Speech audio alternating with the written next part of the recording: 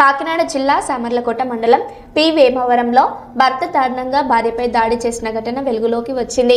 2021లో ప్రేమ వివాహం చేసుకున్న మణికంఠ, దేవి దంపతుల మధ్య ఇటీవల విభేదాలు తలెత్తాయి. దేవి ఎక్సైజ్ కానిస్టేబుల్ గా పనిచేస్తుండగా మణికంఠ తన మేనకోడల్ని రెండో వివాహం చేసుకోవాలని నిర్ణయించుకున్నాడు.